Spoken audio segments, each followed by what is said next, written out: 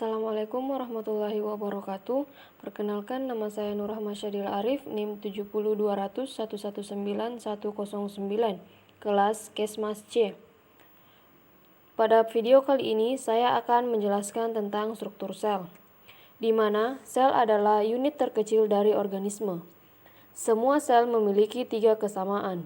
Semua sel memiliki membran sel yang memisahkan dalam sel lingkungannya. Sitoplasma merupakan cairan yang berbentuk seperti jeli, dan DNA yang merupakan materi sel genetik. Ada 2 kategori besar sel. Kategori pertama adalah sel eukariotik, di mana mereka memiliki organel-organel yang meliputi inti dan bagian-bagian khusus lainnya. Sel eukariotik adalah sel yang lebih kompleks, seperti yang ditemukan pada tanaman dan hewan. Kategori kedua adalah sel prokariotik, di mana mereka tidak memiliki nukleus atau membran penutup organel. Mereka memiliki materi genetik tapi tidak terkandung dalam inti.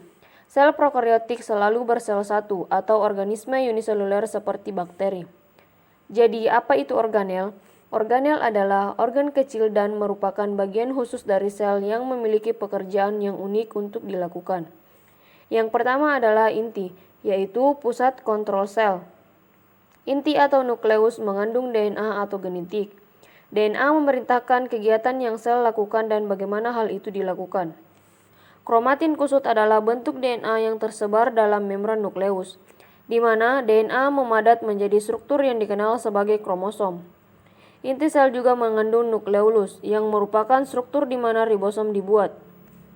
Setelah ribosom meninggalkan inti sel, mereka akan memiliki tugas penting yaitu mensintesis atau membuat protein. Di luar inti sel, ribosom dan sisa organel melayang di sitoplasma, seperti jeli. Ribosom dapat bergerak bebas di sitoplasma atau melekat pada retikulum endoplasma.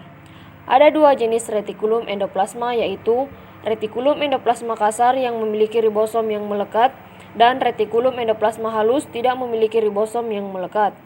Retikulum endoplasma adalah membran tertutup untuk mengangkut bahan seperti protein disintesis oleh ribosom. Protein dan bahan lainnya muncul dari retikulum endoplasma melalui vesikula kecil, di mana aparatus Golgi atau biasa disebut badan Golgi akan menerima mereka. Protein bergerak melalui badan Golgi, lalu mereka akan diubah menjadi bentuk yang dapat digunakan oleh sel. Badan Golgi melakukannya dengan melipat protein menjadi bentuk yang dapat digunakan atau menambahkan bahan lain seperti lipid atau karbohidrat. Pada tumbuhan, vakuola adalah struktur seperti kantung yang menyimpan bahan yang berbeda.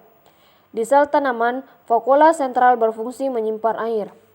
Pada sel hewan terdapat organel yang disebut lisosom. Lisosom adalah pengumpul sampah yang mengambil bagian sel yang rusak. Lisosom penuh dengan enzim yang memecah puing-puing sampah pada sel. Selanjutnya, mitokondria adalah organel pembangkit tenaga listrik dari kedua sel, baik itu sel hewan dan sel tumbuhan. Selama proses yang disebut respirasi seluler, mitokondria membuat molekul ATP yang menyediakan energi untuk semua kegiatan sel. Sel yang membutuhkan lebih banyak energi memiliki lebih banyak mitokondria. Sementara sel mempertahankan bentuknya menggunakan sitoskeleton. Sitoskeleton termasuk mikrofilamen seperti benang yang terbuat dari protein, dan mikrotubulus yang merupakan tabung tipis borangga. Beberapa organisme seperti tumbuhan yang fotoautotropik, mereka menangkap sinar matahari untuk energi. Sel tumbuhan memiliki organel yang disebut kloroplas. Kloroplas adalah tempat di mana terjadi fotosintesis. Tanaman hijau memiliki pigmen hijau yang disebut klorofil. Sel tumbuhan juga memiliki dinding sel di luar membran sel, sebagai pendukung bentuk dan melindungi sel tanaman. Sel hewan tidak memiliki dinding sel. Pada sel hewan, saluran pernapasan dilapisi dengan sel yang memiliki silia. Rambut mikroskopis bergerak seperti gelombang, di mana dapat membantu perangkap untuk menghirup partikel di udara dan dikeluarkan ketika batuk. Fitur lain adalah flagela, di mana beberapa bakteri memiliki flagela. Sebuah flagela berbentuk seperti ekor kecil, yang dapat membantu langkah sel atau mendorong dirinya sendiri. Satu-satunya sel manusia yang memiliki flagela adalah sel sperma. Itulah tadi pembahasan saya mengenai struktur sel. Sekian, Assalamualaikum warahmatullahi wabarakatuh.